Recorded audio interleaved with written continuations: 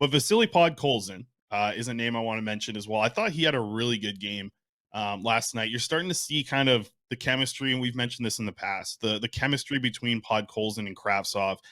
It's there. It was almost immediately there. They've obviously played together back in the World Juniors, and to get right back into the lineup together at the NHL level, I think they've showed it pretty well. Podkolzin seems to be a player who's really just driving a lot of that line, right? Like Podkolzin making the little passes, being strong on the forecheck, doing a lot of things right.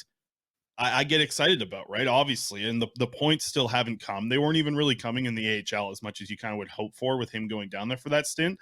But Podkolzin's looking, I just think, really good as kind of a guy who drives not necessarily the play, but drives the energy on a line. And he's really doing that in the situation that he's in right now with Sheldon Dries and Vitaly Kravtsov. So we'll have to see if the lines get a little bit swapped around to give Podkolzin a better opportunity, maybe start the game with a JT Miller or Elias Pettersson. But for now, he is absolutely driving that line of him, Sheldon Dries, and Kravtsov.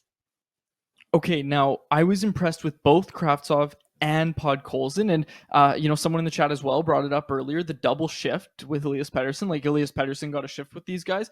I don't like that the ice time's low for both of them, but I'm not going to sit here and complain, because I think, just from what I saw, I noticed those guys a lot in the third period. Now, I hope that results in some more ice time, but you just mentioned it, the play driving by Podkolzin. Like I said, I also thought Kravtsov was really good, Chris, and we brought it up I brought it up 2 shows ago about a line I'd like to see. Give that trio with Elias Pettersson in the middle, give them a run. Like, give them a run. I really liked Kravtsov and Podkolzin last night, and it's interesting because I can't remember where I saw it, not sure what it was a reply to, but someone was projecting what they think the Canucks forward group will look like. Actually, I know exactly where it was. It was on Twitter. Someone replied to the article that Stefan Roger wrote for Canucks Army about what does retooling the Canucks forward group actually look like. And they basically had a third line of Podkolzin, Barbashev, and Kravtsov. Okay. And they basically said the Canucks need this to hit. They need to offload Garland. They need to offload Besser, hopefully for value.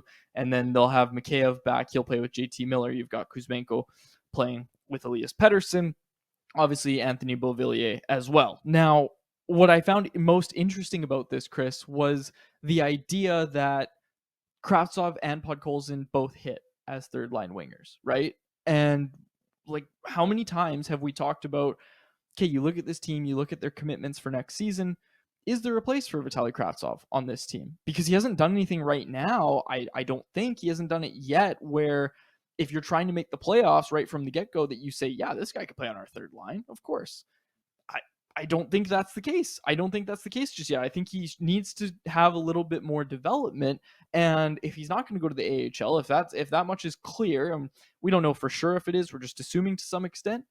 But if you want Podkolzin and Kravtsov in the NHL being consistent NHL contributors for you, they need to play. Like, they need to play at the NHL level, and what better time than in these quote-unquote meaningless games, right? Like, what better time to do that? You're not going to want to do that. You're going to do it in training camp, sure, but if this is supposed to be an extended training camp, I don't know why you're not doing it right now, because those guys are showing really well. Like I said, they got more in the third period, more noticeable. Maybe that translates to more ice time moving forward here, but I really like both of their games.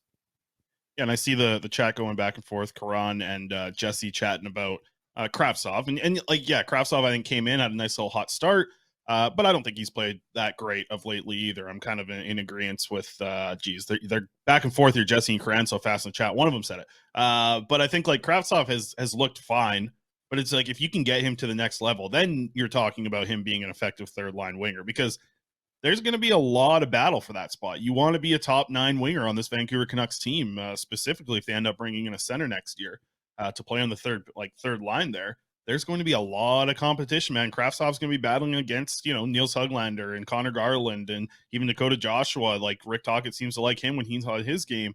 It'll be very interesting to see what happens with Kravtsov, but I haven't been, like, I really want him to succeed. He's a high pedigree player, high draft pick. Has a good relationship with Vasily Podkolzin. They could seriously be a winger combination that's together for a long time. I just haven't seen enough of Kravtsov to get really excited yet. I think that's the best way to put it. That's fair, but you just said it, Chris. Like, you saw it in the first few games, right? And you said, well, he's got to do more. He needs a better center, blah, blah, blah.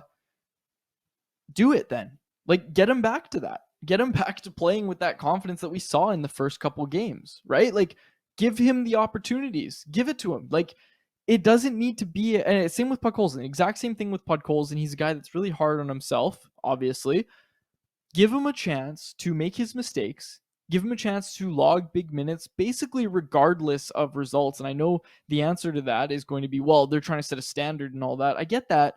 But you also need to have somewhat of an eye on the future as well, right? And those guys aren't going to slack. They're not going to have a low work ethic, right? And that seems to be Tocchet's biggest gripe with anybody is if you're not trying hard. And those two guys have great attitudes and great motors.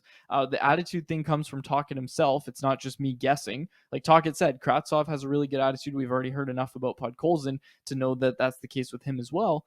Like, give these guys a chance. Give them a chance to make mistakes regardless of results. Give them a run regardless of results and see how it goes. Like, at least find out what you have in this guy when I'm talking about Kravtsov here. At least find out what you have in him before you go into next season with a giant question mark and say maybe he can be our third line winger. Maybe.